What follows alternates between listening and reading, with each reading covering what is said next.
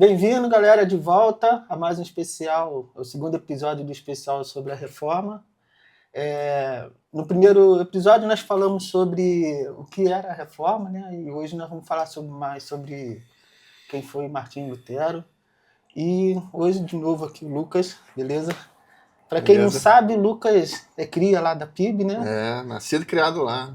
Foi batizado, foi tudo. E agora fez bacharel em teologia, né? E vai... Como está esse processo aí para virar pastor? Então, terminei agora no finalzinho de agosto, né, o seminário, terminei os estudos. E aí agora estamos aguardando a ordenação, né? Vai ter o concílio, né? Já mandei os documentos para que possa dar início ao concílio, fazer uma prova agora essa semana, e aí, se Deus quiser, nas próximas semanas, aí, próximos meses, vai acontecer o concílio e a ordenação. Maneiro então, Lucas. Então, vamos lá. A gente vai falar sobre Martinho Lutero, né? Então me explica pra gente aí quem foi Martinho Lutero antes da reforma, né? Antes da reforma. Então, Lutero, ele foi um monge, né? Um monge agostiniano. Ele... Na verdade, é até interessante a história de Lutero, porque ele era de uma família rica, né? O pai dele, ele tinha dado todo o aparato para que ele se tornasse advogado. Ele chegou a começar os estudos, né? Para se tornar um advogado. Só que uma situação que aconteceu na vida dele, ele tinha esses questionamentos, ele tinha um medo muito grande, né, dentro dele, um medo do julgamento de Deus, um medo do julgamento divino. E numa ocasião, ele passou por uma tempestade de raios enquanto ele estava, né, andando na rua, e quase foi atingido. E aí, assim, ele prometeu a Deus que se ele saísse, ele se tornaria seria ordenado, ele se tornaria um monge. Né? E aí, quando acontece essa situação, ele abandona o direito e ele vai se tornar um monge. E ele, né, vai lá para a ordem dos monges. Numa determinada situação depois ele acaba indo para estudar mesmo, né, fazendo todo aquele estudo formal, acadêmico, né? E dentro da academia, né, lá em Wittenberg, que ele começa a identificar, através da leitura das escrituras, ele começa a identificar algumas incongruências que tinham da doutrina católica com a Bíblia. Né? Então ele sendo esse monge agostiniano, o primeiro interesse dele era tentar trazer esse debate. Será que isso que nós estamos fazendo é compatível com o que as escrituras, com o que a doutrina dos apóstolos passa, a doutrina de Cristo passa? Então, ele tem essa cabeça, né? Ele tem essa motivação, né? Ele quer trazer esse debate, essa pauta, para que a gente pudesse, de certo modo, voltar às origens, né? Voltar às fontes. Ele já era um homem de fé, né? Já era um homem de fé. Ele foi um homem usado por Deus. E justamente por ele ter essa angústia dentro dele, ele acabou tendo esses questionamentos. Porque quando ele vai estudar o livro de Romanos, ele identifica que, na verdade, a salvação ela vem pela fé, não pelas obras.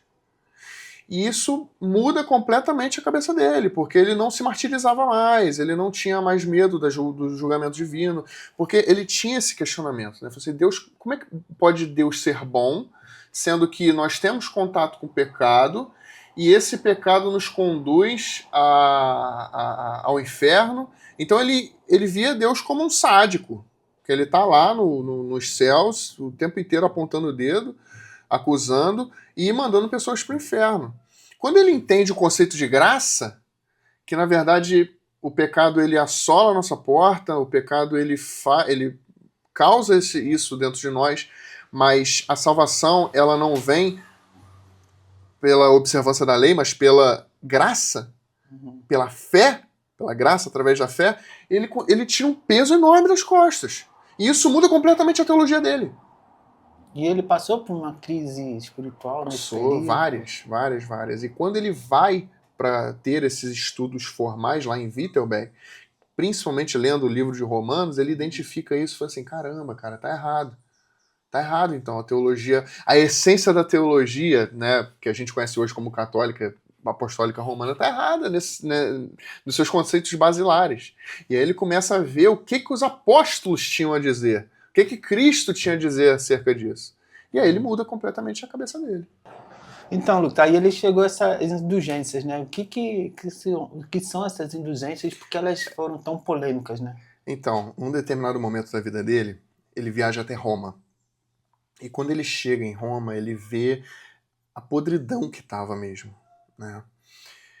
E uma das coisas que mais incomodou Lutero nesse processo, não somente a moralidade dos padres, né?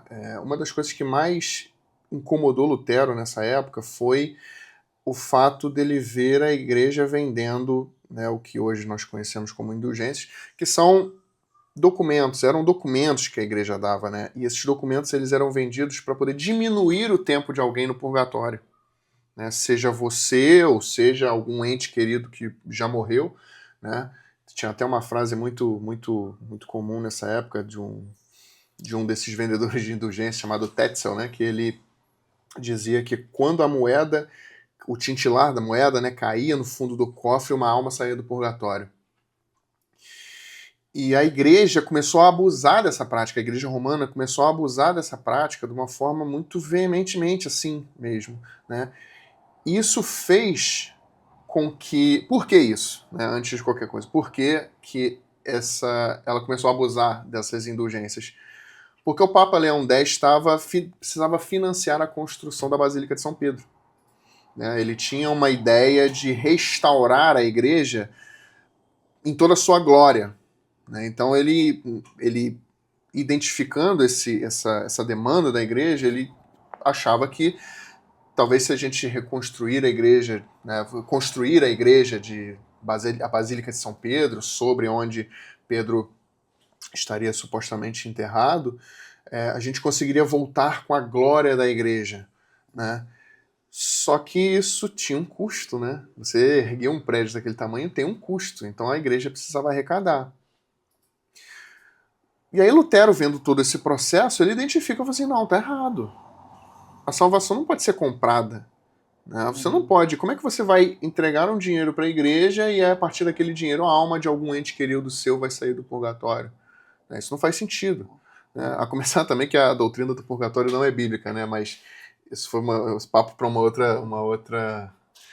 outro podcast. Mas a ideia dele era justamente combater essa comercialização abusiva das indulgências. Que as pessoas acreditavam mesmo que podiam comprar o perdão, né? Exatamente. Eram pessoas muito simples, né? Eram pessoas que não tinham acesso às escrituras. Até esse momento, as escrituras, a Bíblia, né? Ela era restrita ao clero. Né? As pessoas elas não tinham o livre exame das escrituras. As escrituras elas estavam fechadas dentro de monastérios, dentro de faculdades. Somente acadêmicos poderiam ter acesso a elas, né? E Lutero vem justamente combater isso. Quando ele descobre essa verdade, ele fala, caramba, cara, pô, tá errado. E isso faz uma transformação ali na Europa naquele momento. E falando nisso, Lucas, o que eram exatamente as 95 teses e por que teve esse protesto gigante aí? As 95 teses, cara, elas foram, na verdade, uma resposta de Lutero a essas incongruências bíblicas que ele via, né? Então, qual que foi a ideia dele?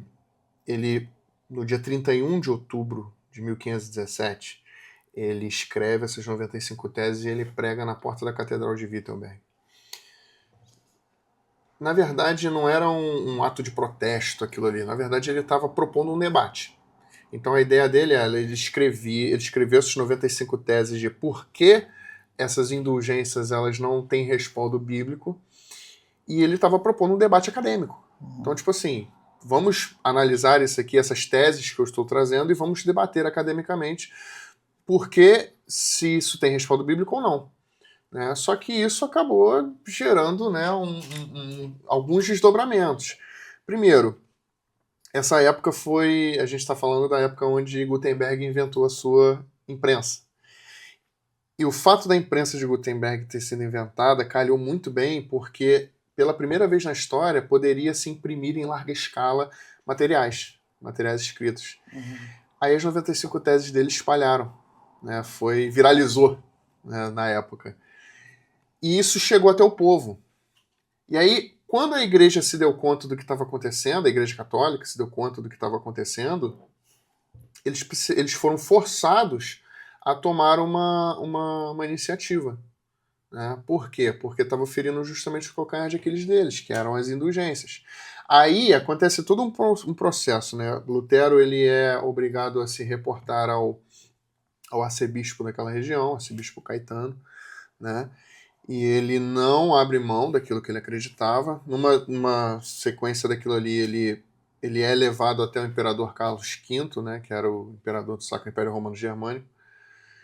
E ele precisava... A ideia deles, né, que a gente ficou conhecido como a Dieta de Worms, porque foi feito na cidade de Worms. Lutero ele se apresenta diante do imperador e a ideia era tipo, dar uma chance a Lutero. Tipo assim, você vai ser excomungado se você não rejeitar tudo aquilo que você escreveu. Né? E aí Lutero diz aquela célebre frase que eu não posso ir contra, né? Ele fala, eu não posso ir contra a consciência, né? A minha consciência está cativa da palavra de Deus. Não é certo ir contra a minha consciência nesse sentido. Se vocês não me provarem através das escrituras que eu estou errado, eu não vou renunciar. Basicamente foi isso que ele falou. Né? E que Deus me ajude. Porque a partir daquele momento ele virou um inimigo declarado da igreja. Né? E através da Inquisição ele seria morto. Ele seria queimado. Por que ele não foi? O imperador Frederico, ele leva Lutero, ele sequestra Lutero, igual eu falei no episódio anterior. Né? Sequestro do bem, né? É um sequestro do bem, porque ele estava exposto. Em qualquer lugar onde eles estivessem viagens entre uma cidade e outra, voltando para Wittenberg, ele poderia ser morto. E aí, antes que isso acontecesse, eles sequestram ele e levam ele até o castelo. E lá ele fica meio que sob custódia, ele fica meio que preso, né? E lá, cara, ele começa a fazer a primeira tradução em muitos anos, né, muitos séculos da Bíblia. A ideia dele era de que a Bíblia ela precisava estar traduzida na linguagem do povo. As pessoas poderiam ter um livre exame das Escrituras. Então ele traduz o Novo Testamento. Ele traduz o Novo Testamento do original grego, né, para o alemão vulgar. E isso, somado com a imprensa de Gutenberg, faz com que a Bíblia se espalhe por toda a Europa. E agora, pela primeira vez em séculos, as pessoas que não eram do alto clero tinham essa possibilidade de livre examinar as Escrituras. Graças à tradução de Lutero. Então, tipo assim, a intenção dele não era criar uma revolta, mas sim propor um debate. Assim, houveram desdobramentos violentos a partir das doutrinas de Lutero. Né? Teve levantes populares, teve, né, igrejas depredadas, isso aconteceu. Infelizmente isso aconteceu. Né? Porque, na verdade, isso era uma reação das pessoas contra os abusos da Igreja Católica. Né? Em relação à extorsão de dinheiro mesmo, enfim. Né? Então, você teve essa reação popular. Então muitas pessoas se aproveitaram dessas discordâncias de Lutero para poder começar uma revolta. Mas a intenção nunca foi essa. Na verdade, a intenção de Lutero nunca foi nem se separar da igreja. Ele foi coagido a isso. Né? Na verdade, ele foi excomungado. A ideia dele era propor um debate e a partir desse debate a gente voltar às fontes, né? Quer dizer, reformar a igreja por dentro, não causar uma cisão, mas tentar mudar as coisas, porque já tinha chegado num nível que já estava insustentável. Só que quando ele viu que isso era uma causa perdida, que não tinha jeito, que infelizmente, né, a politicagem da época não iria ceder em prol das escrituras, então ele falou, não, então tudo bem, então vamos começar um novo movimento. Né? Interessante ver então como que ele foi firme, né? Depois diante dessa pressão toda, né? Sim, e foi aquilo que eu falei, né? A ideia dele não era romper, a ideia dele era reformar, só que, infelizmente, ele foi excomungado, ele estava correndo risco de vida, né? Então ele não pôde reformar a igreja. Então esse movimento que ele começou, que hoje nós conhecemos como Reforma Protestante, se alastrou. Se alastrou. E isso trouxe mais liberdade para as pessoas, liberdade de consciência, através do livre-exame. Né? Isso trouxe uma quebra do poder da igreja em relação ao poder secular, por assim dizer. Então, gradativamente, os estados foram parando de serem confessionais e se tornando laicos. Né? A ideia do Estado laico é justamente uma herança da Reforma Protestante, né? A ideia de liberdade de religião, por exemplo. Porque Lutero deu o pontapé inicial. A partir de Lutero, depois veio Calvino, veio Zwinglio, veio Armínio, veio Menno Simons, veio até Henrique VIII também, de certo modo, apesar de que as ideias de Henrique VIII, né, quando ele fez a reforma na Inglaterra, eram diferentes. A reforma na Inglaterra é um caso específico que a gente poderia até conversar numa outra oportunidade, né? Porque da reforma inglesa saem os batistas, saem os presbiterianos e tal. Nós não somos, dentro desse contexto, nós não somos herdeiros diretos de Lutero, né? Nós passamos por um outro processo. Mas Lutero deu esse pontapé inicial. E a partir de Lutero, esse movimento se alastrou por toda a Europa. E a partir disso, nós temos hoje o que ficou conhecido, né, como Reforma Protestante. Né? Não apenas uma cisão com a Igreja Católica, né, mas um retorno às fontes, um retorno às Escrituras. Peraí, o que o apóstolo Pedro tinha a dizer sobre isso? O que o apóstolo Paulo tinha a dizer sobre isso? Né? Como é que fica essa relação da doutrina da Igreja com a Bíblia? E aí um dos pilares dessa reforma é justamente a sola escritura, quer dizer, o que a Bíblia diz eu fico. Né? Então, se a Bíblia fala dessa forma, não vamos ficar com o que a Bíblia diz. Se a Bíblia não diz, então nós descartamos. Basicamente isso. E pegando tudo isso que você falou aí, Lucas, que lições que hoje que a gente pode pegar com a postura de Lutero? Rapaz, eu diria que assim, a maior lição que Lutero deixou pra gente não foi nem a teologia dele. A teologia dele também, mas assim, a coragem dele de se posicionar contra o status quo, a fidelidade às escrituras, né? Tudo isso são virtudes que nós podemos aprender com ele e trazer para os nossos dias também. Né? Hoje nós não vemos mais tanto as pessoas com esse zelo, com esse apreço, né? com essa fidelidade às escrituras, né? À verdade das escrituras. Lutero vem resgatar justamente isso. Né? Fora também colocar as escrituras no seu devido lugar, né? Como centralidade da fé cristã, porque ela tinha sido deixada de lado. Na verdade, para a Igreja Católica, você tem um tripé de autoridade. Né? Você tem as escrituras, né? A Bíblia, você tem o magistério da Igreja e você tem também a tradição. O problema é, a tradição e o magistério interpretam as escrituras. E o magistério também interpreta a tradição, ou seja, na verdade quem manda é o magistério. Então, se o magistério falar que a interpretação correta de um determinado texto, de uma determinada tradição é X, ela passa a valer.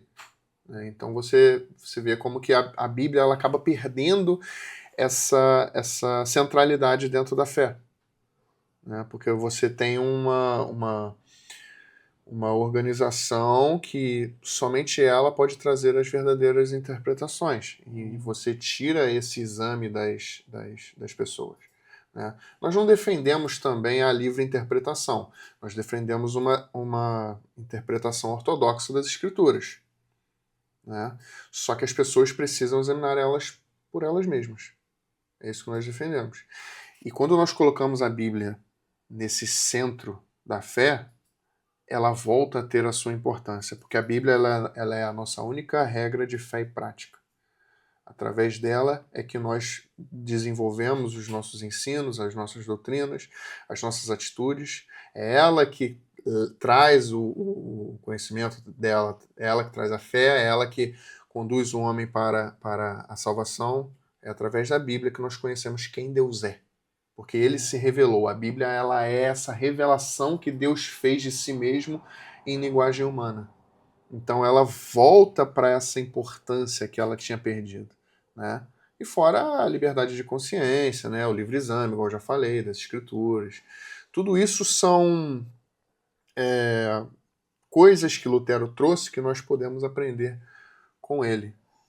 Então dá para dizer hoje que a gente também precisa dessa coragem, né, para defender Com a fé, né? certeza. Uma das ideias da reforma era que a reforma ela deveria ser uma reforma contínua, quer dizer, você precisa estar constantemente colocando na balança as suas doutrinas, a sua ideia, o tempo inteiro retornando às práticas daquilo que são autorizadas pelas Escrituras. Então a reforma, na verdade, ela é contínua. A igreja, né, a fé, ela precisa estar sempre se renovando à luz do que a palavra de Deus diz. Então, hoje, isso é um senso que acabou se perdendo. Hoje, nós vemos igrejas que estão muito mais preocupadas não com o que as Escrituras dizem, não com o que a Bíblia diz, não com a revelação de Deus para os homens, que é as Escrituras, mas as experiências, por exemplo. Então, as experiências pessoais, elas ultrapassam as Escrituras, né? Aquilo que alguém acha, aquilo que alguém disse, e as pessoas não estão mais indo às fontes, não estão mais indo nas Escrituras. Quando isso deveria ser a primeira coisa que eles deveriam fazer, como os bereanos. Tudo aquilo que era dito, eles iam lá conferir. Nós precisamos resgatar esse conceito de que se a Bíblia diz, beleza, a Bíblia é a minha única regra de fé e prática. Através do ensino, através da Bíblia, através do que a Bíblia diz, eu vou me posicionar, eu vou, né, tocar na minha vida. É ela que é esse regulador. Ela é o nosso legislador, por assim dizer. A Bíblia legisla, né?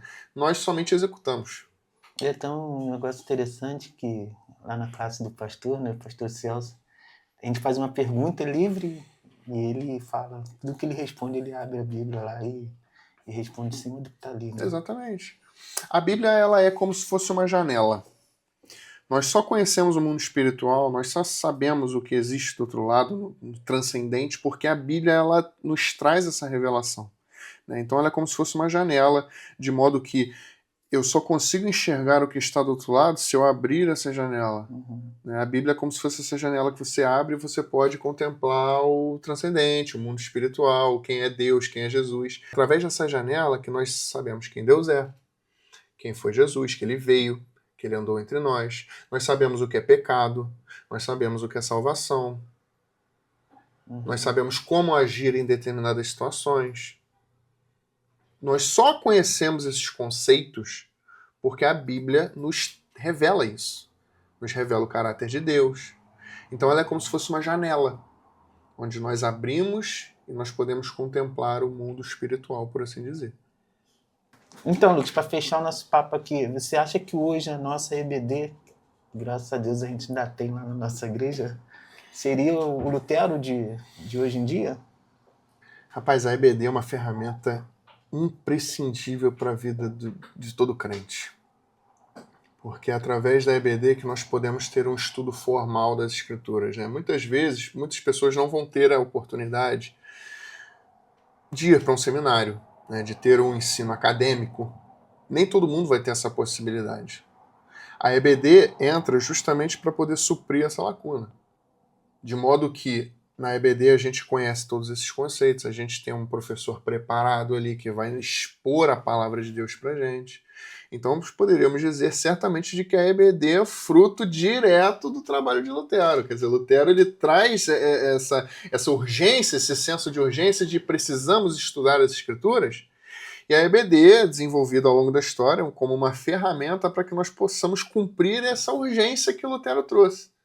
Então, na EBD nós temos essa possibilidade de debruçar diante do texto com um professor e ele trazer esses conteúdos para nós. A EBD é fundamental para todo crente. Infelizmente, hoje, nós temos igrejas que não estão mais se preocupando, a EBD está acabando em muitas igrejas. Por quê? Porque as pessoas não têm mais esse interesse de buscar as escrituras. Qual o problema? Quando você não conhece o que as escrituras dizem, você é levado por qualquer vento de doutrina. A Bíblia, né, as escrituras, elas podem ser usadas tanto para o bem quanto para o mal. Errais porque não conheceis as escrituras e o poder de Deus. Satanás, quando vai tentar Jesus, ele cita as Escrituras. Então daí a importância de você ter um estudo, de você conhecer as Escrituras, para que você não seja levado por qualquer vento de doutrina. Então você vê hoje igrejas que se especializaram em falar aquilo que as pessoas querem ouvir e levá-las em todo o vento de doutrina, e não se preocupam em dar um estudo formal das Escrituras. Porque quando você não tem, é mais fácil de manipular.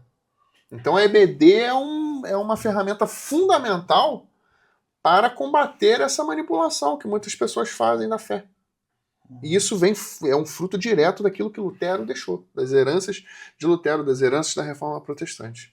Aí, aproveitando, né, você que está assistindo a gente aí, todo domingo, né, 9 horas. Todo domingo, 9 horas, lá na Primeira Igreja Batista de Petrópolis, na verdade 10 para as 9. 10 para as 9, nós estamos lá na nossa EBD, discutindo, estudando as Escrituras, estudando o poder de Deus, tendo esse estudo mais formal, tendo esse estudo mais voltado para a prática. E você é o nosso convidado. Todo domingo, 10 para as 9 da manhã, nós estamos lá na Primeira Igreja Batista, na rua Paulo Barbosa, número 95. Vai ser um prazer ter você conosco lá. Vamos juntos estudar a Palavra de Deus. E lembrando que tem classe para todo mundo, né? Tá para todo mundo. Até... Ó, tem classe para criança, tem classe para adolescente, tem classe para jovem, tem classe para idoso, para casal. E cada uma dessas classes você trata sobre assuntos pertinentes à realidade daquela pessoa que está ouvindo. Então, a mensagem não é adaptada, a mensagem é a mesma, mas ela é falada de uma forma que seja, por exemplo, para uma criança de fácil assimilação, para um jovem. Você tem um professor preparado para falar para aquele público. Uhum. Então a EBD é fundamental, cara. A EBD é uma das minhas paixões. Eu sou professor de EBD, né? Graças a Deus, desde algum tempo eu tenho dado aula na EBD e é uma das coisas que eu mais gosto de fazer na igreja. Inclusive agora, né, fui promovido, agora eu estou dando aula para os professores, né? Legal, então, legal. assim, pô, feliz demais poder contribuir com isso. Mas é isso. Vamos para a EBD. E é isso, então. A gente terminou aqui nosso segundo episódio. Te esperamos na EBD. E se você perdeu o primeiro episódio, a gente vai deixar um cardzinho aqui na tela para você acessar lá.